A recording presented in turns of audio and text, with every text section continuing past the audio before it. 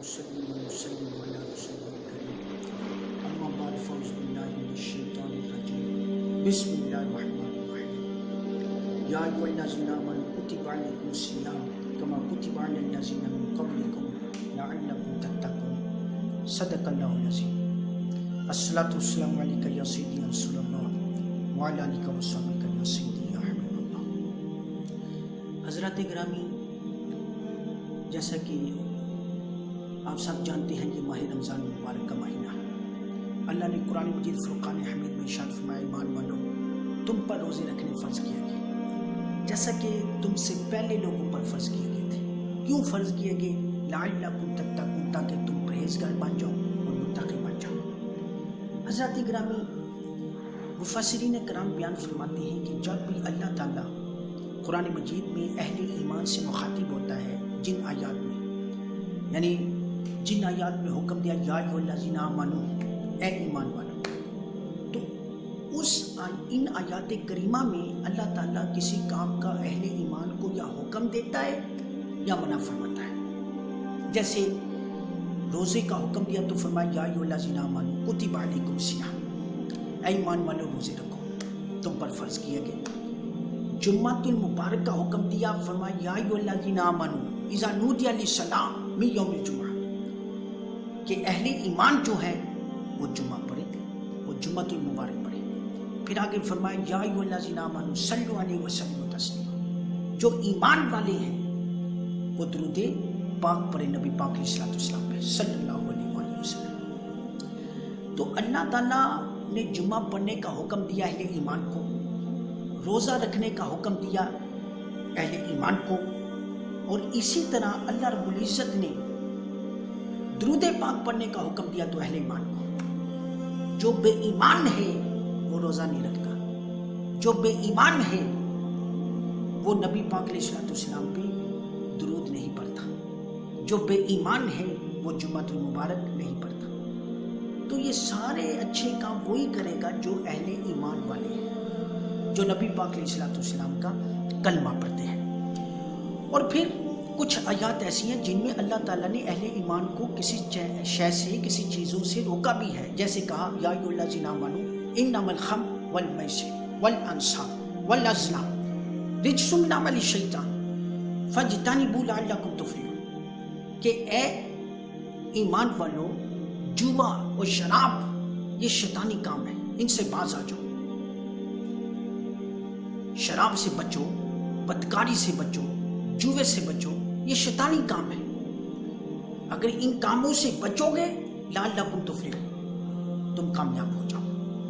تو میرے بھائی، یہ اللہ کے اہل ایمان سے محبت کا اظہار ہے کہ اللہ تعالیٰ اہل ایمان کو روزہ رکھنے کا حکم دیتا ہے، جمعہ پڑھنے کا حکم دیتا ہے، درود پاک پڑھنے کا حکم دیتا ہے، اور برائی سے روکتا ہے کہ شراب کے قریب نہیں جانا، بدکاری کے قریب نہیں جانا، بلکہ مسجد کے قریب آ جاؤ، میرے ذکر کے قریب آ جاؤ، نماز کے قریب آ جاؤ، میرے نبی کی محبت کے قریب آ جاؤ. اسی میں ہم سب کی بقا ہے. تو میرے بھائی پھر دیکھیں، ہر مہینے میں خاص اوقات ہوتے ہیں جن میں عبادت ہوتی ہے. جیسے روزانہ جو ہے فجر، ظہر، عصر، مغرب، عشاء کی نماز ہے وہ اپنے وقت پہ پڑھی جاتی ہے. فجر اپنے وقت پہ پڑھی جاتی ہے، ظہر، عصر، مغرب، عشاء نمازیں ہیں ساری. تو میرے بھائی، لیکن ماہ رمضان مبارک کا مہینہ ایک ایسا مہینہ ہے جس میں ہر گھڑی عبادت ہو رہی ہے. صبح عبادت ہو رہی ہے، دوپہر کو عبادت ہو رہی ہے، رات کو عبادت ہو رہی ہے، تہجد کے وقت اللہ کا ذکر ہو رہا ہے، ہر وقت رب کا ذکر ہو رہا ہے. جو بندہ روزہ رکھتا ہے، خاموش رہتا ہے، یہ بھی عبادت. روزہ رکھ کے مزدوری کرتا ہے، یہ بھی عبادت ہے. روزہ رکھ کے قرآن پڑھتا ہے، نماز پڑھتا ہے، تراویح پڑھتا ہے، ذکر و اذکار کرتا ہے اللہ کا، یہ سارے عبادت ہے. تو پتہ چلا یہ سارا مہینہ جو ہے یہ برکتوں والا مہینہ ہے، اس میں ثواب ہی ثواب ہے، اجر ہی اجر اللہ کی طرف سے ملتا ہے.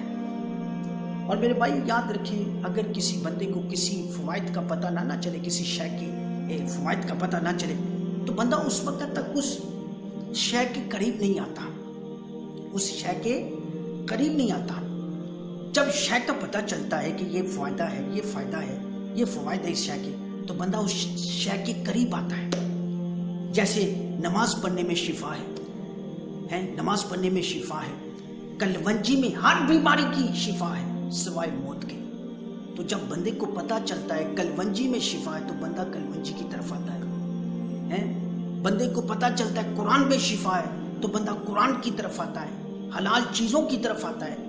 جب کہا جائے کہ والدین کی خدمت کرو گے تو تمہیں جنت ملے گی، باپ جنت کا دروازہ، اور اسلام نے جنت ماں کے قدموں کے نیچے رکھی، تو ماں باپ کی خدمت میں انسان کو جنت ملتی ہے۔ تو جب ہمیں ان شے کے فوائد کا پتہ چلتا ہے کہ ماں باپ کی خدمت کریں گے، اساتذہ کرام کی عزت کریں گے تو ہمیں جنت ملے گی۔ تو میرے بھائی خدمت کرنے میں ہی جنت ہے۔ اگر ہم نماز پڑھیں گے جنت ملے گی۔ تو جب ہمیں کسی شے کے فائدے کا پتہ چلتا ہے تو ہم ان چیزوں کی طرف آتے ہیں، تو اسی طرح ہم لوگ روزہ تو رکھتے ہیں لیکن اس کے فوائد کیا ہیں؟ روزہ رکھنے کا سب سے بڑا فائدہ یہ ہے کہ اس سے بندے کو دیدار خداوندی نصیب ہوتا ہے، اللہ کا قرب نصیب ہوتا ہے، اللہ کی معرفت عطا ہوتی ہے، یعنی بندہ اللہ کے قریب آ جاتا ہے۔ تو میرے بھائی روزے میں بہت سارے فوائد ہیں۔ نبی پاک علیہ الصلوۃ والسلام نے ارشاد فرمایا، حدیث قدسی ہے کہ اللہ تعالیٰ نے ارشاد فرمایا روزہ میرے لیے ہے اور اس کی جزا بھی میں خود عطا کروں گا، روزہ میرے لیے اور اس کی جزا بھی میں عطا کروں گا۔ اب دیکھیں نا، اگر نماز پڑھتا ہے بندہ تو اس کی جزا کیا ہے؟ اس کی جزا جنت ہے۔ اگر بندہ نماز پڑھتا ہے اس کی جزا جنت ہے، بندہ قرآن پڑھتا ہے اس کی جزا جنت ہے، بندہ حج کرتا ہے اس کی جزا جنت ہے۔ لیکن جب بندہ روزہ رکھتا ہے اس کی جزا جنت بھی ہے، جنت والا بھی، یعنی نماز پڑھنے سے انسان کو جنت ملتی ہے، قرآن پڑھنے سے انسان کو جنت ملتی ہے، حج کرنے سے انسان کو جنت ملتی ہے، لیکن روزہ رکھنے سے انسان کو جنت بھی ملتی ہے اور جنت والا بھی ملتا ہے۔ تو میرے بھائی روزے کے بہت سارے فوائد ہیں، اور ایک بات یاد رکھیں کہ علامہ ابن جوزی رحمہ اللہ اب فرماتے ہیں کہ جس طرح 12 مہینے ہیں، سال کے 12 مہینے ہیں، ایسے ہی حضرت یعقوب علیہ السلام کے 12 بیٹے تھے، اور ان میں سب سے زیادہ جو محبت تھی حضرت یوسف علیہ السلام سے، حضرت یعقوب علیہ السلام کو سب سے زیادہ محبت تھی، اپنے پیارے بیٹے حضرت یوسف علیہ السلام سے محبت تھی، ان سے زیادہ محبت کرتے تھے۔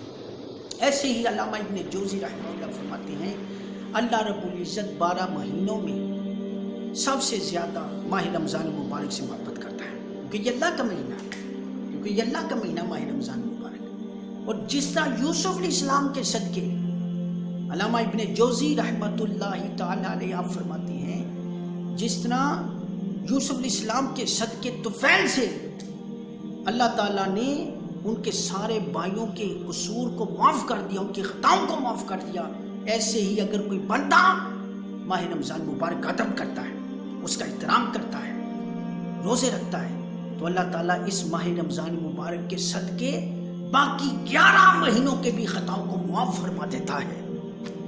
تو میرے بھائی اس مہینے میں جہاں تک ہو سکے زیادہ سے زیادہ عبادت کریں، روزہ رکھیں، ادب و احترام کریں۔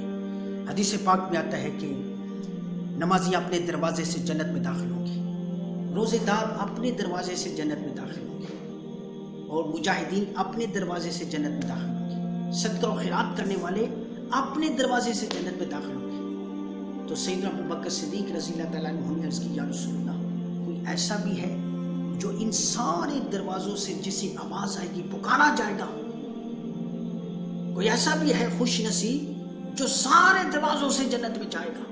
نبی پاک علیہ الصلوۃ والسلام نے ارشاد فرمایا ہاں ابوبکر صدیق، میں امید کرتا ہوں وہ میرا یار ابوبکر صدیق ہوں گے، یعنی وہ ابوبکر صدیق کی ذات ہوگی جسے تمام دروازوں سے جنت کے سارے دروازوں سے پکارا جائے گا۔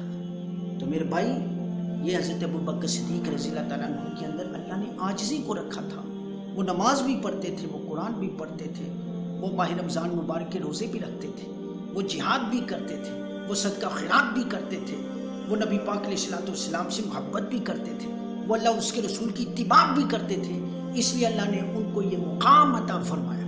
اور اگر ہم چاہتے ہیں کہ جنت میں جائیں، جنت کے دروازے ہمیں بھی پکارے، تو اس کے لیے ہمیں نماز پڑھنی پڑے گی، ماہ رمضان مبارک کے روزے رکھنے پڑیں گے، صدقہ و خیرات کرنا پڑے گا، قرآن پڑھنا پڑے گا، والدین کی خدمت کرنی پڑے گی، اللہ اور اس کے رسول کی اتباع کرنی پڑے گی. اللہ تعالی ہم سب کو عمل کی توفیق عطا فرمائے. آمین.